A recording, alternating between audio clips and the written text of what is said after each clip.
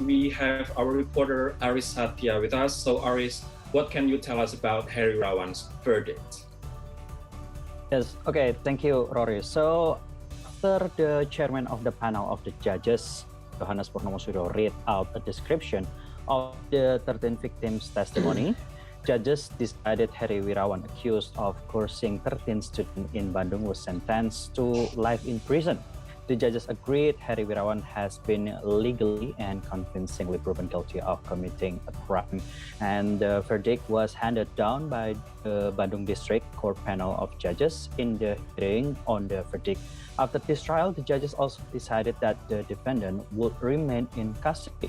Meanwhile, for the victim and the victim's children, the panel of judges decided that 9 children of the victims and child victims should be handed over to the regional government of West Java under the Child Protection Agency of West Java with periodic evaluations.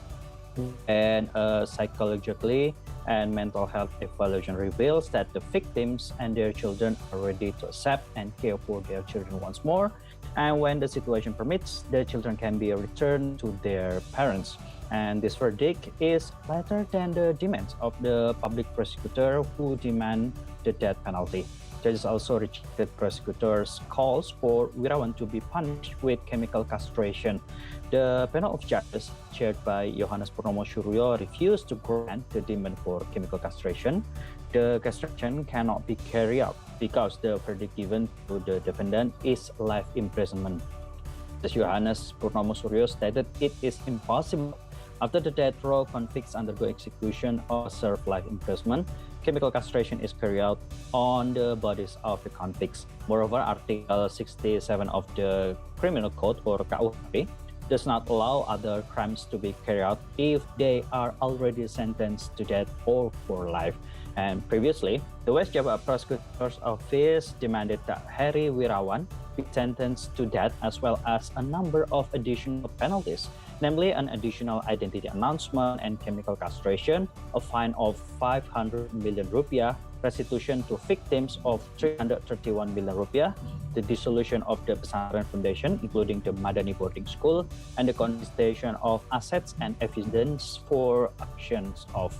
From the trials, we are able to see how Wirawan did his crime. He manipulated his student with a statement that the teacher must be followed, honored, and can be questioned.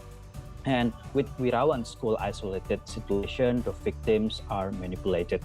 Wirawan carried out his cruel crimes starting from the KS Foundation, the TM Islamic Boarding School, and then the MH Islamic Boarding School, his base camp, TS apartment, and several hotels in the city of Bandung. And because of his crime, 4 of the 13 victims became pregnant and gave birth to 8 babies. Herry Wirawan did this since 2016. And not only that, the perpetrators even lured the victim with various promises. Herry, who teach at several Islamic boarding school and boarding schools, lures his victims to become a policewoman. And after today's trial's agenda, there will be another agenda with the judges for this case. But both the prosecutors and also Herry Wirawan will take 7 days to think of an appeal. All right. So thank you so much for your report, Aris.